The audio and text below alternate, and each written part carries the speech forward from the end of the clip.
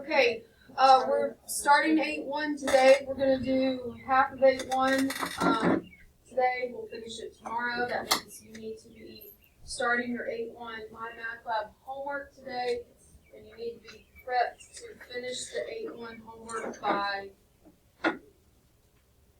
Wednesday night, tomorrow night, right? It should be due by Thursday at Flex. Then we have 8-2. 8-2 is, I have it written as 3 days. It's actually really 2 days. It's very similar to 8-1. It's just a different formula. So once I show you the formula, then we just practice the problems with it. So I'm planning to cover 8-2 in 2 days. So that means by Friday of this week, we're done with the content that will be on the next exam. And I'm saying this because on Monday and Tuesday of next week is MAPS testing, which means I'm losing my seniors. Hold on, let me erase all that. My seniors will not have to take the MAPS testing. Let's see. It's Monday, April 17th. And then Her? You have to go to the it's not happening. Yeah, and they said that you can thing in the middle and set the date. I ain't never got that text. I never got that date. Yeah, Austin's sitting in the middle saying you're coming down I didn't get anything. For the dates, I can't put my actual okay. So my juniors, my 4 juniors, y'all will be here Monday and Tuesday like normal, and then you have to take your MAPS test. You don't have to get here right at. My seniors, the rest of y'all, on Monday and Tuesday of next week, it says that they will be MAPS testing till 9:50. I guarantee that the 3 of them will not take till 9:50 to take that test. There will be a senior meeting in the auditorium. I have no clue what it's about. It could be regarding like the senior events that are coming up. Graduation or something like that. I don't know. Y'all do with that what y'all want. That's up to y'all. I hate that I'm losing teaching in the morning. If you're on work-based learning and you're working those days, Monday and Tuesday, if you're in here with me till 11 o'clock, is that going to interfere with your... It is? What day? Every day.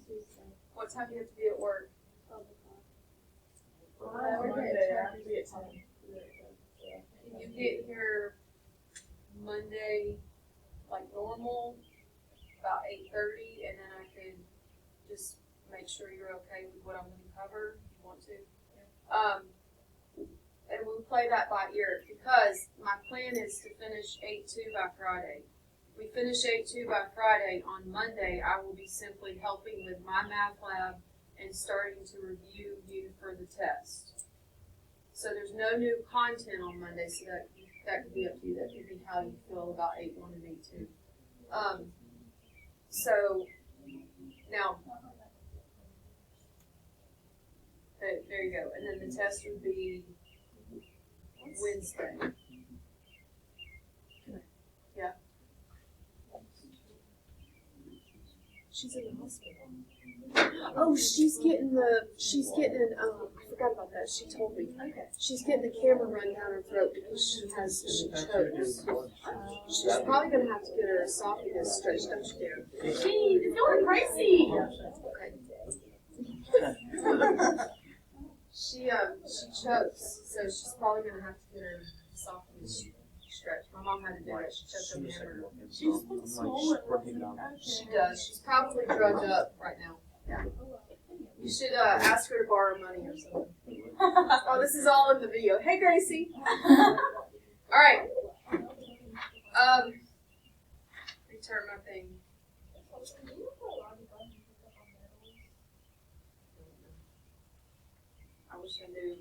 Since I have seniors, I wish they would include me in that conversation, but they don't. Okay. Y'all are gonna love this, and I'm not being sarcastic, like I'm being serious. This is one of my favorites. Okay. So yesterday we refreshed you on solving right triangles from the geometry aspect, where you're finding all the missing sides, all the missing angles. The missing angle is easy if you know the other acute angle, because they have to add up to 180. The missing sides, you have to label your triangle, focus your attention from a certain angle, label your triangles opposite, adjacent, or hypotenuse, and then you determine which trig function would allow you to have just one variable. You don't want to set your trig function up and have multiple variables, because then you can't solve it, right? So when you set it up, if you were to use, for instance, sine from 37, if I had set up sine from 37 degrees, I would have used Q over W, and then I would have had nowhere to go, because I don't know Q, I don't know W, I can't solve the equation, and I have multiple unknowns. So hopefully that was a nice refresher from geometry. Now let's apply it to the college level math. This page right here is very helpful, and I know when you first look at it, it's overwhelming. What if, because people will ask questions like this, what if we wanted to solve a triangle that was not a right triangle? So remember in geometry, when you're using trig, you were told you can only use trig to solve right triangles. Okay, if you look at this picture, there's not a right triangle anywhere. Enter law of sines and law of cosines, which is the whole purpose of 8.1 and 8.2, the sections we're in right now. So I'm going to teach you how to use law of sines today in solving a triangle, and then tomorrow we finish it, and then we learn law of cosines. So let's look at it. If you have a highlighter, this would be really helpful to highlight. If you don't have a highlighter, raise your hand, and I'll chunk one at you. Under me, of course. Ready? Anyone else? How did you miss that? Oh. You're welcome.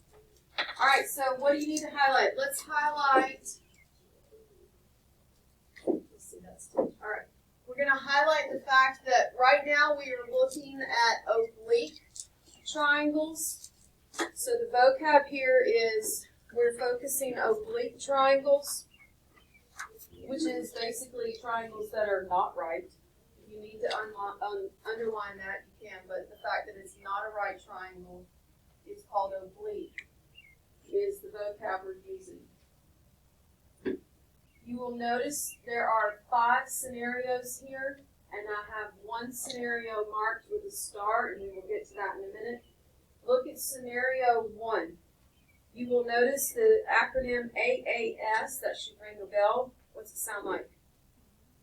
Angle, angle, side from geometry. So if you look at this picture right here, we are given an angle, and then a side that is on the outer part of the 2 angles. If you highlight the side, it will help you to see the location of the side. Actually, let me reduce my highlighter too. Highlight the side right there, and then trace your finger around the triangle and talk about what you see. Like I see nothing here, nothing, and then I have an angle, and then I have a side. Do you see that? Okay, so this is angle, angle, side. When you have a scenario with a triangle with this given information, you can use law of sines. Look at scenario 2.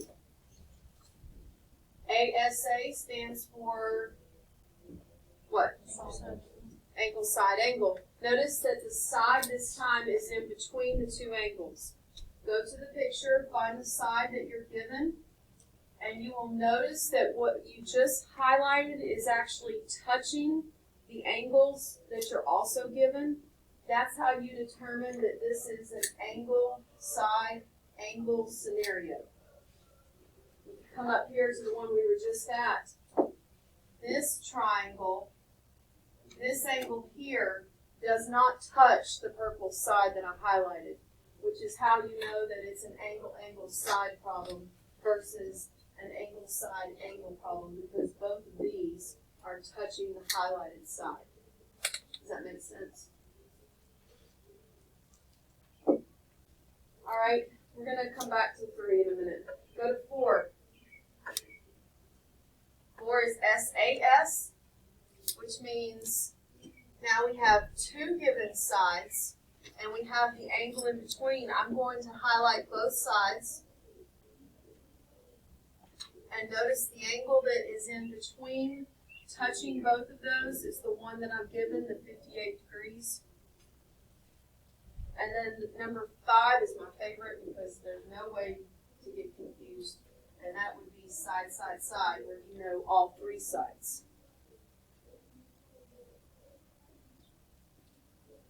Now let's go back to number 3. There's a reason number 3 has a star next to it. If you were to read the acronym for number 3 in reverse, you would be dropping some inappropriate word, right? Okay, so which is the perfect context for this one is the difficult one, right? This is the one that's going to be an ask in the scenario. You with me? Okay, so look at the picture. We've got, don't let the fractions throw you off. We have a side here. We have a side here, and then we have an angle. So I'm going to highlight the 2 sides to show you that the angle in this case is only touching one of those sides, which is why it's a side-side angle. Now, we're going to take our highlighter, and we're going to also highlight right here. When you have a donkey in this scenario, we'll say an angry customer. How's that? All of y'all work in customer service, right? I know you do. Okay, when you've got the one that is just being really, really angry and being a jerk, there may be no solution. Can't help them. There may be one solution. You actually find what they need and you help them. Or there may be 2 solutions where you have to go get the manager and you have to get 2 people involved, right? Okay, so the case with 2 solutions is known as the ambiguous case. Highlight right here, 2 solutions, the ambiguous case. Ambiguous means not exactly known. Up in the air. Could go this way, could go that way. You don't know the scenario. So if you think about it, if I have to go get my manager, I don't really know where this is going. I don't know if they're going to have to call security, or if they're going to just be able to resolve this issue. So you can relate it to that. Look right here, I've given you a disclaimer. In each case listed above, there is only one correct answer for solving the triangle, except the one jerk that shows up while you're working that night. That's the one you have to be careful. There could be no solution, one solution, or 2 solutions. Okay? All of the others have exactly one solution. All right. Let's talk about one more scenario that may come up, and it's going to be welcomed with open arms because it is not possible. What if I gave you a triangle with just angle info? No side info, just angles. There's no way to solve it. We don't know the relationship, okay? Angle is not possible. You always have to be given at least one side. Take your pencil. You always have to be given at least one side in order to solve the triangle. What you have in front of you right now is called a counterexample. You will notice that if you look at these three triangles, all three angles are the same, but the triangles are totally different sizes. This goes back to geometry, to the shortcuts for proving triangles are similar. Similar means not congruent, meaning same shape but different size. Angle, angle, angle is one of the triangle similarity shortcuts. And so therefore we don't actually know that the triangles are the same measure and size, which means we can't solve it. We can't set up the relationship. Okay, which brings us to the formula. Go to the next slide. Here is the formula. I will give this formula to you on the mid-chapter 8 exam. I believe you already have the formula sheet. I gave it to you yesterday. It's that little demi sheet of paper, so get that out. It'll be helpful. The law of sines says there is a relationship, it's a proportion, between the length of a side divided by the sine of the angle that corresponds to that side. Let's refresh you on how to label a triangle. If you have triangle ABC, like in this picture right here, side A is going to be opposite of angle A. Think of it as the side farthest away, not touching it. Side B is going to be opposite of angle B. And then side C is going to be opposite of angle C. That's really important. If you label it wrong, you're going to set the formula up wrong, then you're going to get it wrong. So make sure that you are labeling it correctly. The letter is opposite of the corresponding angle. And if I give you a problem, like example 1, if I give you a problem and it's not the letters A, B, C and that bothers you, then just go in and change it to A, B, C as you need to, okay? Alright, look at the formula. You might be wondering why there's multiple equations. When we apply this formula, we're only going to use 2 of the fractions. It's just showing you that the proportion is the same throughout all 3 sides and angles. When we actually set the formula up, you just use 2 of them. There's no such thing as having multiple equations or equal signs in an equation. Your calculator needs to be in what mode? Degree mode. So let's make a note right here. Calc degree. If it's not in degree mode, you're going to get the wrong answers. All right. The first thing you have to do is draw the picture, label it with what they give you, identify what scenario we have, which would be that whole acronym slide with all the different acronyms, and then you go to solve it. So we're going to draw a triangle. We're going to label it EFG. We're going to label the triangle with the information that they gave me. They give me side E is 4.56. So go to where you put angle E and then come to the side farthest away. So you've got 4.56. Capital E, which means angle E, is 43 degrees.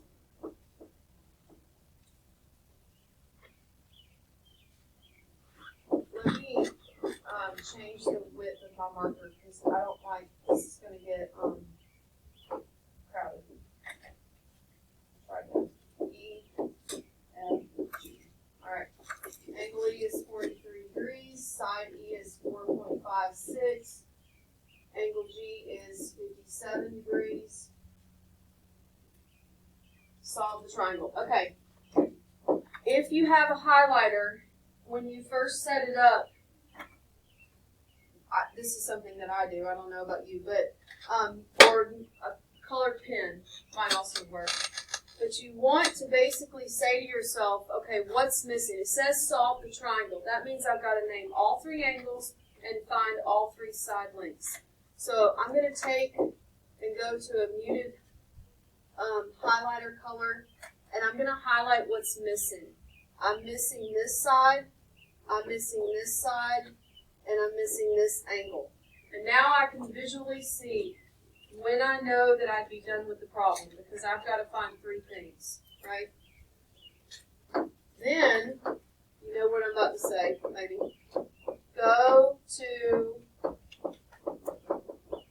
what you know, and what I'm talking about is what you know the most about. If you know the most about the angles, then go to start with it, and go ahead and wrap up the missing angle. Because no matter what triangle I throw at you, what do the angles have to add up to? Every time. Every day. All day. Doesn't matter what day of the week. Doesn't matter if it's a trick problem, right? The angry customer. They have to add to 180. So right here, I can immediately see, I can find angle F quickly. Angle F is going to be 180 minus the two angles that I know.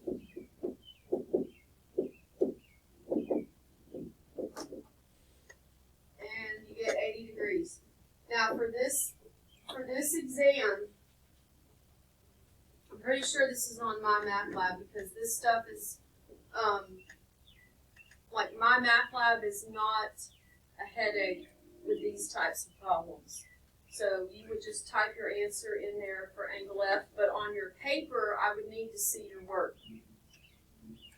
Because what I plan to do is, especially for the sides, the angles are not that bad. It's the sides where most people mess up. What I plan to do is give you partial credit if you set it up right, but somehow you solved it wrong, or you typed it in the computer wrong, but you actually had it right on your paper. You see what I mean? So you're going to want to show your work on your paper. All right, so this is 80 degrees here. Now I need to find the missing sides. Here's where a green highlighter or a green pen, or it doesn't have to be green, but a colored, like a different color would be helpful. You want to set up the law of signs, fraction equals fraction, and we're going to have four things to plug in, right? We're going to have two sides and two angles. Clearly, if we're solving for something, we have to have one missing value, which means one of the fractions should have the side filled in and the angle filled in. And I call that your anchor fraction. You have to have an anchor fraction, which means you have to have one fraction where everything's already in there. The numbers are in there. So if you look at your picture, you've got to find the side and angle where you know both of them. So clearly it's, I'm going to do red means wrong. It's not this pair, because while I know the 80, I don't know the side it's connected to, right? Or it forms. All right, look at this. It's not this pair. I know the 57, but I don't know the side it forms. I'm going to change colors to green. I don't know if you want to circle it on your paper. You may just want to switch to a different highlighter. Here, I know the angle, and I know the side it forms. So I usually switch to a green highlighter, and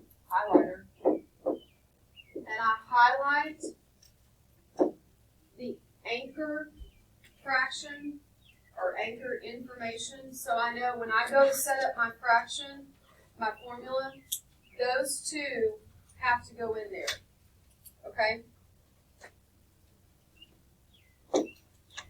So my anchor information is all about angle E, which means I need to figure out which side I'm going to solve for. I'm going to solve for side G. Little g right here, opposite of the 57. So because that's what I'm looking for, I'm going to set it up. Little g, so it's side over sine of the angle that forms it, right? So little g over sine 57 equals fraction bar anchor info. I already have a an unknown right here, right? Already got a variable. This fraction cannot have a variable. That's what I mean by anchor info. So 4.56 over sine 43 degrees. Now you have your proportions set up. Y'all remember how to solve proportions? 2 words. Cross multiply. You're going to cross multiply. This is going to multiply over there. This is going to multiply over there. So we end up with g times sine 43 equals 4.56 sine 57. And you will always then have to move something by division to the other side. In this case, what's moving? Sine 43. If you'll write it like this, you can come in and say, okay, I'm going to move that by division under here. And then now you know exactly what to type in the calculator. And you type that whole mess in exactly how you see it. I need to pull my calculator up.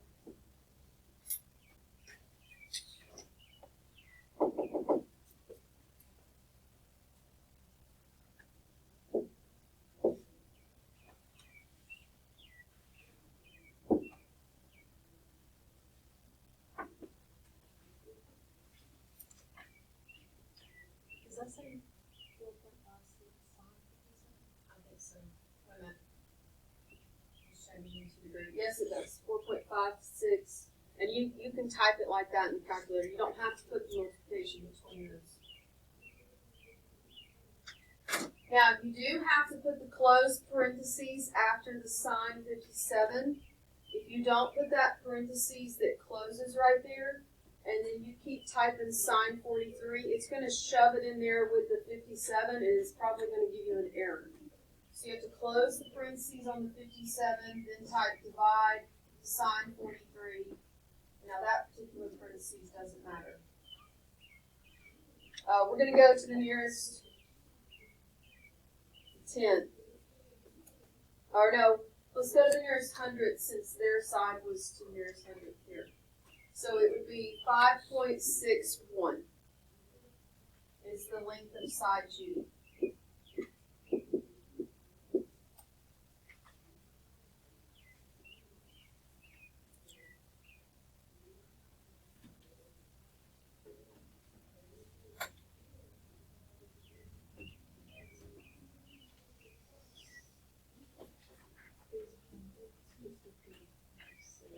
Yeah, but I think on the homework they're going to tell you exactly what to go to, so just look for that.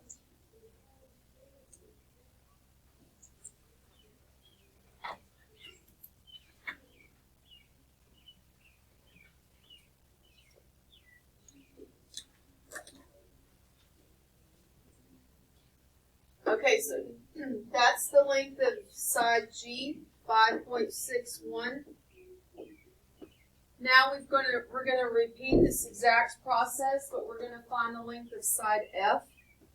Here's why the little anchor fraction is helpful, because if you focus your attention back to that fraction that you just did, when you go to set up the next equation, proportion, to solve for side F, the only thing that's going to change is the fraction that had that variable from the last one.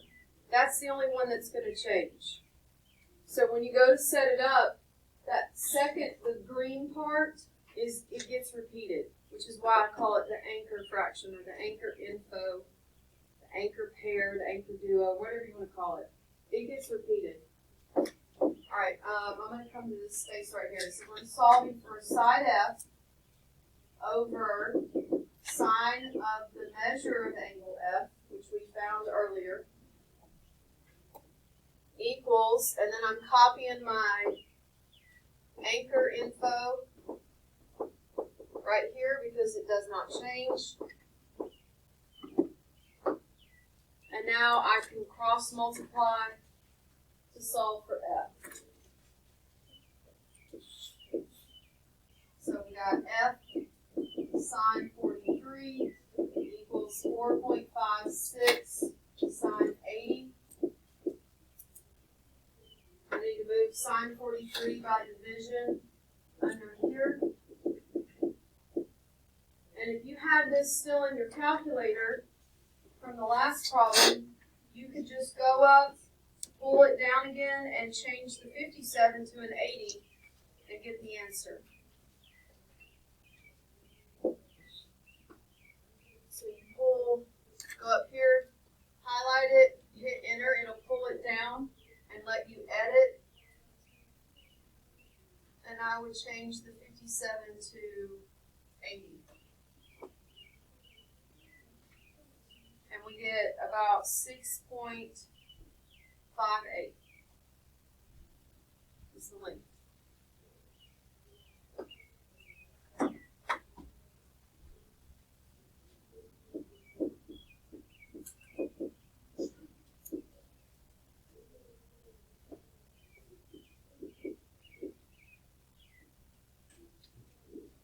And now we would say this triangle is solved.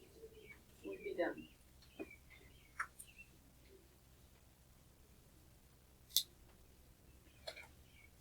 I've given you 2 practice problems for you to try. There's nothing else extra, like that's it. We're not doing the ask problem, the donkey yet, because that one obviously does require, it's got 3 scenarios. So I want to practice this first. Go to the 2 practice problems and do these 2.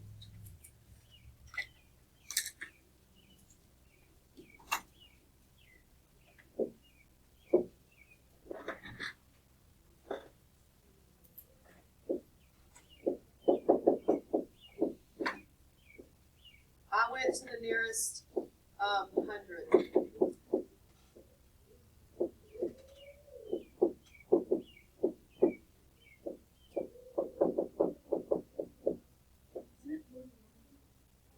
Yes, whatever.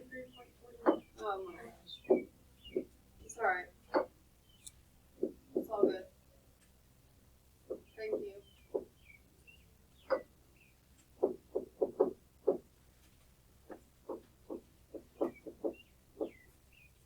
Alright, see if you get those. And if not, I'll work it. Which one? On the second one? First one?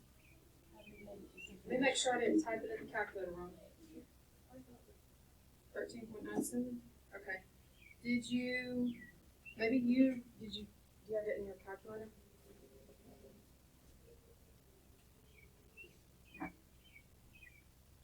This is all correct. 21, right here. You type sign 24. Change it to a 1. So see, on the test, you would get that wrong, but then when I would go into partial, I would be able to give you full credit because you had it written. Did you have it written correctly? Yeah, you just typed it in the calculator. Do you see now why this is some of my favorite stuff? Would you agree? Okay, which one? C? No, yeah, it's different. Those are, those are What did I do? usually the problem. That was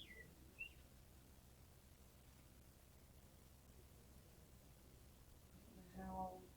Okay. Well then that's not helpful for you at all. So.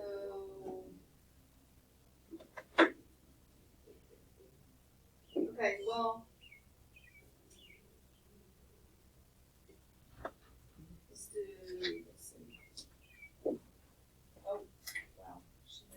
Okay, so the one you have is C is 3,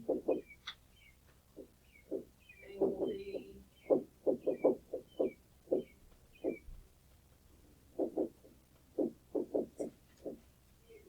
Okay, so angle A. By the way, if these are wrong, I totally blame Trent. So y'all can just. I'm not gonna lie, Is it wrong? no. Okay. check those. I don't know why that question doesn't align. Yeah, you're right, Joe. I do want to do the next slide because while it looks like something that you would think is going to take 30 minutes to accomplish, it's actually just a whole nother example embedded within the word problem, but they give you the picture. So go to the next slide. It is talking about the Vietnam Veterans Memorial. If you've ever been to Washington, D.C., then hopefully you got a chance to go visit that. If you've never been, I would encourage you to go because it's actually the whole city has a ton of stuff to see and experience, especially the Holocaust Museum. But the Vietnam's Veteran Memorial is really cool because while you're walking to see the memorial, you kind of, the ground slopes and all of a sudden this wall starts forming. Like it starts super, super tiny, and then as you're going further down the little ramp, it's not really a ramp, but the wall gets bigger and bigger and bigger to the point where now you're kind of subground and the wall is up above your head, but it's level with the ground above it. It's really cool. This word problem is talking about the triangles formed with this wall. So if you're looking at this picture, I don't know if you can tell, but there's a person right here, and that person is walking down to see the memorial. Well, this wall is a triangle, and they're giving you a picture of it right there with all of the information of the picture. As before, when we've done word problems, we've marked out the information that's not necessary, and in this particular word problem, there is a ton of information that can be marked out. It is asking you to find the lengths at the top and the bottom of the wall rounded to the nearest tenth of an inch. If you look at this picture, you should notice we do not have an anchor fraction. We have this side here, but we don't know the angle opposite of it. Can I find it? Can I find the angle opposite of it? Yes, because they give me the other two angles. So before you can begin to solve for the two missing sides here, you do have to find the measure of angle B. Wait, where did you start? What does that say? I highlighted, No, like where you were marking all along. oh, the source. I marked the source out, so my mind didn't get caught up in it. I want you to try this. I'm going to write the answers on the board, and I want to see if you can get to it. Side W is 2,960.2 inches. Side M is 29,614. No, I did it again. 61.4 inches. You need to start your homework tonight in my math lab. You need to also do this. Skip the questions that are angle, side, side. We didn't do any of those today. All we did today was angle, angle, side, angle, side, angle, side, angle, side. We didn't do the donkey.